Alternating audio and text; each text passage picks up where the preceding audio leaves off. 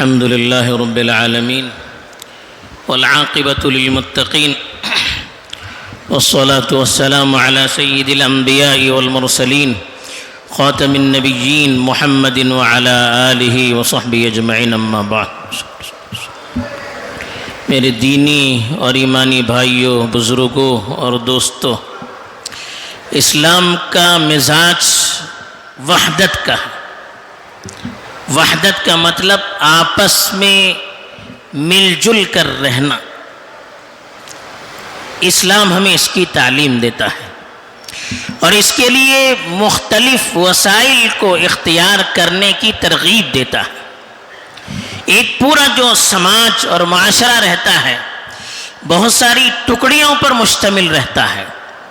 ایک گھر وہ ایک الگ سے دنیا ہے، اس میں جب اتحاد ہوگا، لوگ مل جل کر رہیں گے تو معاملہ گھر سے آگے بڑھے گا۔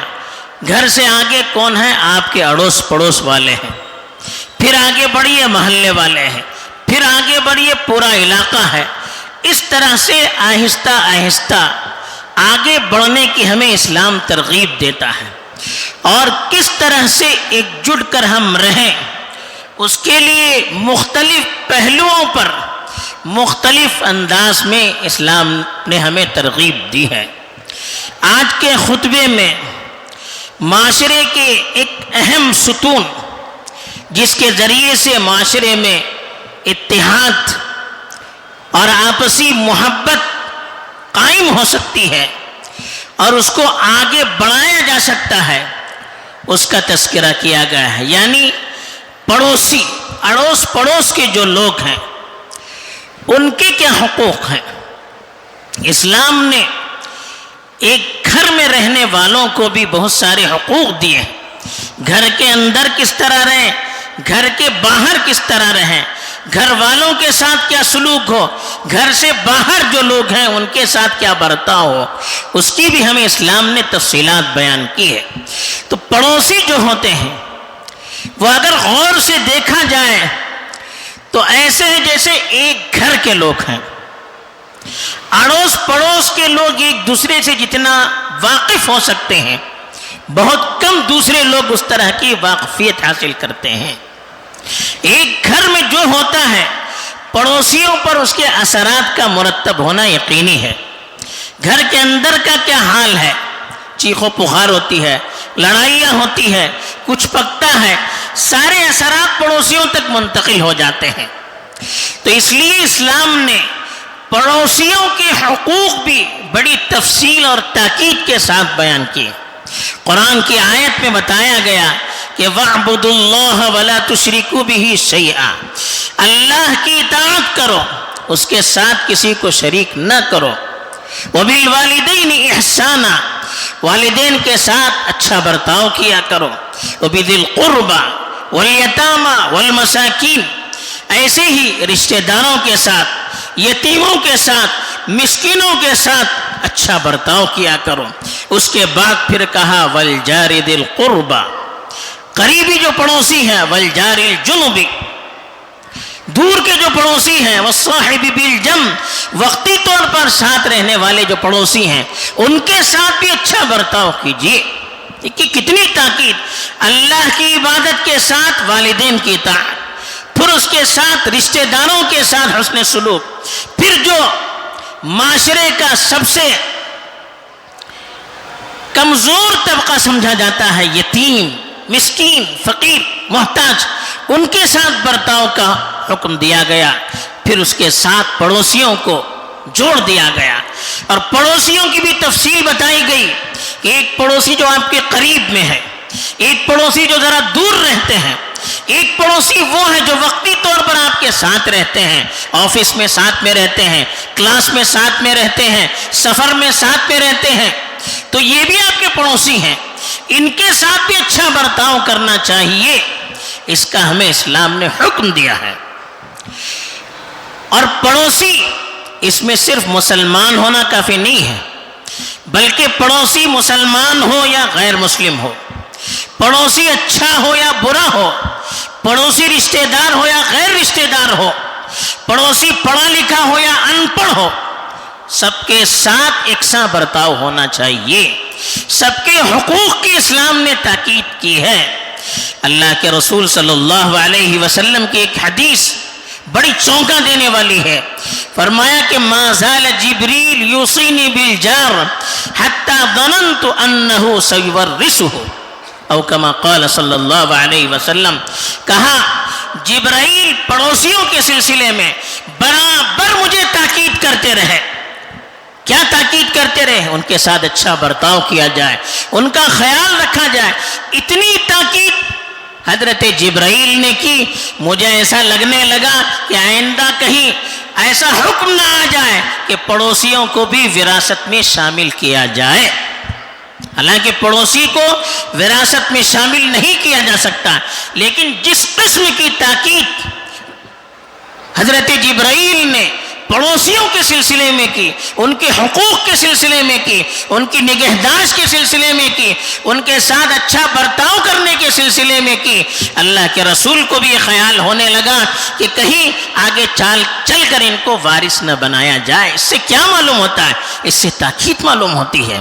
بلکہ ایک مرتبہ اللہ کے رسول صلی اللہ علیہ وسلم نے بڑے زور سے کہا، واللہ لا یؤمن، واللہ لا یؤمن، واللہ لا یؤمن، 3 مرتبہ قسم کھا کر کہا کہ خدا کی قسم وہ شخص مومن نہیں ہو سکتا، خدا کی قسم وہ شخص مومن نہیں ہو سکتا، خدا کی قسم وہ شخص مومن نہیں ہو سکتا۔ صحابہ حیران ہو گئے، کون شخص ہے، کون وہ بدبخت ہے؟ پوچھا اللہ کے رسول وہ کون ہے؟ کہا الذی لا یأمن جارہ بوائقہ، کہا جس کی تکلیف سے اس کے پڑوسی محفوظ نہ ہو۔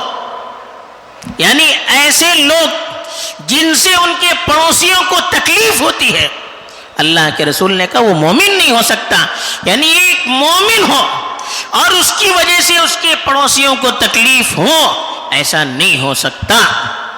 بلکہ اللہ کے رسول صلی اللہ علیہ وسلم نے تاکید کرتے ہوئے یہ بھی فرمایا کہ من کان یؤمن باللہ والیوم الآخر فلیحسن الی جارہ، جو اللہ پر اور آخرت پر ایمان رکھتا ہے اس کو چاہیے کہ وہ اپنے پڑوسیوں کے ساتھ اچھا برتاؤ کرے۔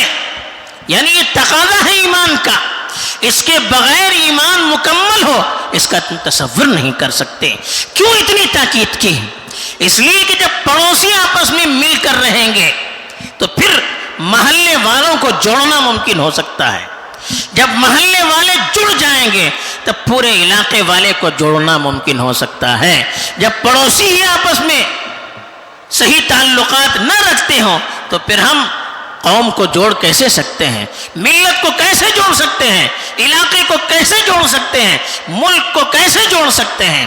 آج افسوس ہوتا ہے کہ پڑوسی کے ساتھ تعلقات برابر نہیں، محلے والوں کے ساتھ تعلقات صحیح نہیں ہے۔ اس کی بنیاد پر آپس میں اختلافات ہو رہے ہیں، آپس میں ایک دوسرے الگ ہو رہے ہیں۔ جب ہم آپس میں ایک محلے میں رہ کر، ایک علاقے میں رہ کر ہم مل نہیں سکتے، کیسے ہم ملت کو جوڑنے کا دعویٰ کر سکتے ہیں؟ پھر کہاں سے ہم اللہ کی مدد کے نازل ہونے کی امید کر سکتے ہیں؟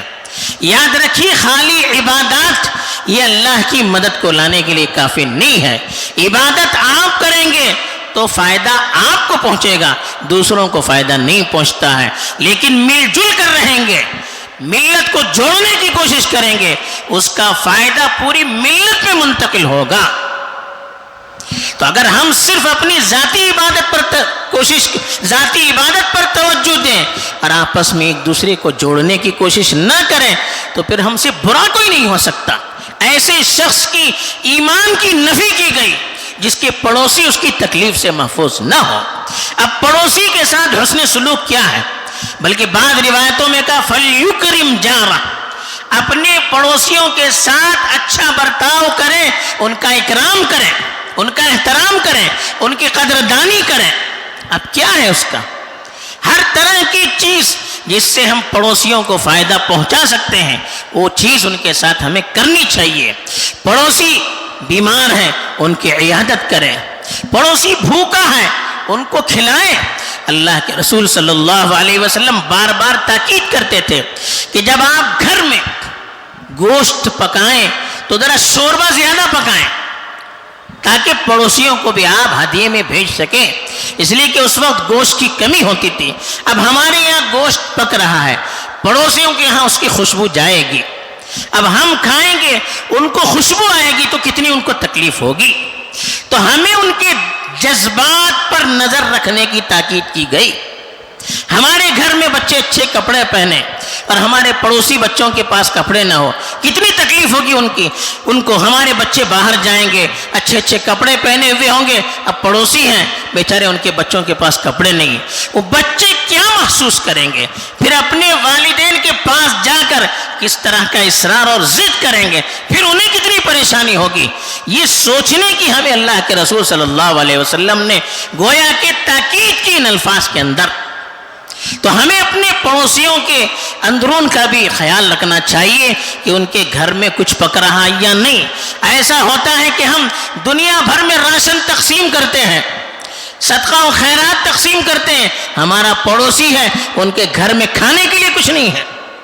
ہمارے محلے میں کتنے لوگ ہوتے ہیں جن کے گھر میں راشن نہیں ہے، بچوں کو اسکول بھیجنا ہے اس کے لیے فیس نہیں ہے، عید آ رہی ہے بچوں کو کپڑے خریدنے کے لیے پیسے نہیں ہیں، بیمار ہے علاج کرنے کے لیے پیسے نہیں ہیں۔ کتنے لوگ ایسے ملتے ہیں، بیمار ہیں، بڑی تکلیف میں مبتلا ہیں، جب ان سے کہا جاتا ہے کہ علاج ذرا اچھا کروائیے، وہ کہتے ہیں کہ کہاں سے کروائیں، علاج تو اتنا مہنگا ہو گیا ہے کہ ہم اپنے گھر والے کا وہاں جا کر علاج نہیں کروا سکتے، یہاں ہلکا پھلکا علاج کروائیں گے، اللہ نے زندگی رکھی ہے تو زندہ رہیں گے ورنہ چلے جائیں گے۔ کتنی غور کرنے کی بات ہے، ہم دنیا بھر میں تقسیم کریں، ہمارے محلے میں ایسے لوگ ہیں، ہمارے علاقے میں ایسے لوگ ہیں جن کے پاس علاج کے لیے پیسے نہیں ہیں، علاج کے لیے بعض مرتبہ اتنا بڑا بل آتا ہے وہ بینک میں جا کر سود لینے پر مجبور ہو جاتے ہیں۔ ایسے معاشرے کے لیے جہاں کی دولت ملکوں تقسیم ہوتی ہو اور وہاں علاج کے لیے لوگ سود لینے پر مجبور ہو جاتے ہوں تو کتنی ہمارے لیے ذلت کی بات ہے، کتنی ہمارے لیے سوچنے کی بات ہے۔ تو یہ ہو رہا ہے، ایسی ہوا کی باتیں نہیں اڑائی جا رہی ہیں۔ تو اس لیے اللہ کے رسول صلی اللہ علیہ وسلم نے اتنی تاکید ہے، پڑوس میں شادی ہے، اب ان کے گھر میں تیاریاں ہیں یا نہیں، ہمیں فکر کرنی چاہیے، ہم کیسے تعاون کر سکتے ہیں۔ اگر ہمارا جسمانی تعاون چاہیے، کہیں آنا جانا کچھ لانا لے جانا، تو ہمیں تعاون پیش کرنا چاہیے۔ ہمیں اگر مالی تعاون کرنے کی ضرورت پیش آئے، ہمارے پاس وسعت ہے، ہمیں اس کو پیش کرنا چاہیے۔ پڑوسی اگر تکلیف میں ہے، پریشانی میں ہے، اس میں بھی ہمیں ان کا ساتھ دینا چاہیے۔ جو بھی ان کے معاملات ہیں ہمیں اس پر کڑی نظر رکھنی چاہیے، بلکہ پڑوسی کے دین کی بھی فکر کرنی چاہیے۔ ایسا نہ ہو کہ ہم تو نمازی ہیں، ہم تو بڑے دیندار ہیں، پڑوسی نماز کے عادی نہیں ہے، پڑوسی کے اندر دین نہیں ہے، تو یہ ہماری فکر ہے، یہ ہماری ذمہ داری ہے کہ ہمیں ان کی فکر کرنی چاہیے، محبت سے پیار سے ان کو سمجھانا چاہیے۔ اس سلسلے میں ہم کس طرح سے ان کو ابھار سکتے ہیں، ترغیب دے سکتے ہیں، خود سے یا دوسروں کے ذریعے سے ہمیں اس سلسلے میں کوشش کرنا، فکر کرنا، یہ ہماری ذمہ داری کے اندر داخل ہے، ورنہ اللہ تعالیٰ قیامت کے دن ہم سے پوچھ بھی سکتے ہیں۔ تو اس لیے پڑوسیوں کے سلسلے میں ہمیں از حد خیال رکھنا چاہیے، خاص طور پر اگر پڑوسی غیر مسلم ہے تو ان کی بھی ہمیں فکر کرنی چاہیے۔ حضرت عمرو بن العاص رضی اللہ تعالیٰ عنہ، بعض روایتوں میں حضرت عبداللہ ابن عمر رضی اللہ تعالیٰ عنہ کا تذکرہ آتا ہے کہ ایک مرتبہ ان کے یہاں اونٹ ذبح کیا گیا اور گوشت پکایا گیا، تو وہ آ کر پوچھنے لگے، تو ہمارا جو یہودی پڑوسی ہے ان کو آپ نے پہنچایا؟ بار بار پوچھ رہے تھے۔ تو ان کے بچوں نے پوچھا کہ ابا جان اتنی کیوں فکر ہے آپ کو ان یہودیوں کی؟ کہا اللہ کے رسول صلی اللہ علیہ وسلم نے ہمیں فرمایا ہے کہ جبرائیل ہمیں پڑوسیوں کے سلسلے میں اتنی وصیت کرتے رہے، اتنی وصیت کرتے رہے کہ ایسا لگا کہ ان کو وارث بنانے کا حکم دیں گے۔ تو یہ پڑوسیوں میں جو غیر مسلم ہیں ان کا بھی ہمیں خیال رکھنا چاہیے. جو محلے میں اطراف میں غیر مسلم ہوتے ہیں ہمیں ان کی فکر کرنی چاہیے.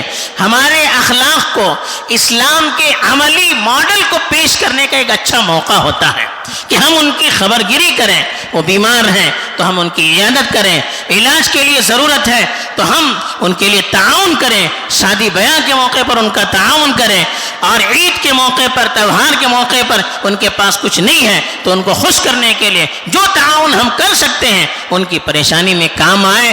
تو اس طرح سے ہمارے جو اخلاق ہیں اس کو دیکھ کر وہ اسلام کی طرف بھی متوجہ ہو سکتے ہیں. تو یہ ہمیں پڑوسیوں کے سلسلے میں ہر طرح کی تاکید کی گئی, یہاں تک کہ وہ پڑوسی جو وقتی ہوتے ہیں, جیسے بس پر کوئی ساتھ مل رہا ہے, ٹرین پر, ہوائی جہاز پر کوئی آپ کے ساتھ بیٹھا ہوا ہے, تو ہم ان کے ساتھ بھی اچھا برتاؤ کریں, ان کے سامنے اچھے اخلاق کا برتاؤ کریں. یہ ہمارے دین کا ہمیں حکم بھی ہے, اور دین کو اچھی شکل میں پیش کرنے کا ایک اچھا ذریعہ بھی ہے. ایسے آفس میں ساتھ رہتے ہیں, اسکول کالج میں ہمارے ساتھ بچے رہتے ہیں, اساتذہ رہتے ہیں, ان کے ساتھ جو ہمارے اڑوس پڑوس میں رہتے ہیں, اغل بغل میں بیٹھتے ہیں, سامنے پیچھے بیٹھتے ہیں, ان کے ساتھ بھی اچھا برتاؤ کریں, ان کی بھی خبر گیری کریں. ساتھ میں کوئی بچہ ہے, مسلمان ہو یا غیر مسلم ہو, وہ اگر پریشان حال رہتا ہے ہم فکر کریں, پوچھیں کیا پریشانی ہے, گھر کے حالات معلوم کریں, اگر کوئی ضرورت ہے تو ضرورت پورا کرنے کی ہم کوشش کریں. یہ اسلام کی ہمیں تعلیم ہے. اگر اس تعلیم کو سامنے رکھ کر ہم اپنے حقوق کو ادا کرنے کی کوشش کریں گے تو اس سے جو ماحول بنے گا اس کا اثر پورے معاشرے پر پڑے گا. ایسے ہی ہم اپنی طرف سے کوشش کریں کہ پڑوسی کو ہم سے کوئی تکلیف نہ پہنچنے پائے. اللہ کے رسول صلی اللہ علیہ وسلم نے ایسے شخص کے ایمان کا انکار کیا, کہا وہ مومن نہیں ہو سکتا جس کی وجہ سے اس کے پڑوسی کو تکلیف ہو. ہم اپنے گھر میں شور ہنگامہ کرتے رہتے ہیں, شادی بیاہ کے موقع پر, دوسرے موقع پر, ہمیں پتہ نہیں کہ ہمارے وجہ سے پڑوسی کو کتنی تکلیف ہو رہی ہے. کوئی سو رہا ہوتا ہے, بچے سو رہے ہوتے ہیں, کتنی ان کو تکلیف ہوتی ہے. کبھی کھیل کود ہم اپنی تفریح میں کرتے ہیں لیکن اس کی وجہ سے بھی پڑوسیوں کو تکلیف ہوتی ہے. کبھی کوڑا کرکٹ پھینکتے ہیں, گندگیاں پھینکتے ہیں جس کی وجہ سے پڑوسیوں کو تکلیف ہوتی ہے. اس کا بھی ہمیں خیال رکھنا چاہیے. دوسری طرف پڑوسیوں کی طرف سے اگر ہمیں کوئی تکلیف ہوتی ہے تو ہمیں اس کو برداشت کرنا چاہیے. ایسا نہ ہو کہ فوراً لڑائی پر اتر آئے, کمپلینٹ کرنے پر اتر آئے. یہ ایک مومن کی شان نہیں ہے, بلکہ ہمیں برداشت کرنا چاہیے. ان کی طرف سے تکلیف ہو, پریشانی ہو, سمجھانے کی کوشش کرنی چاہیے. سمجھ گئے تو ٹھیک ہے, ورنہ ہمیں برداشت کرنا چاہیے. اس برداشت کرنے پر بھی اللہ کی طرف سے ہمیں ثواب ملتا ہے. یہ بھی پڑوسیوں کے حقوق میں شامل ہے. بہرحال اسلام نے جو ہمیں اس پہلو پر غور کرنے کے لیے جو کہا ہے, اس میں جو تاکید کی ہے, اس کو سامنے رکھ کر اگر ہم زندگی گزاریں گے تو انشاءاللہ معاشرے میں اتحاد بھی ہوگا, سکون بھی ہوگا, آپس میں محبت بھی ہوگی, اور پھر سب سے بڑھ کر اللہ کی مدد بھی نازل ہوگی. اللہ مجھے بھی توفیق دے, آپ کو بھی توفیق دے. آمین. وآخر دعوانا الحمدللہ رب العالمین.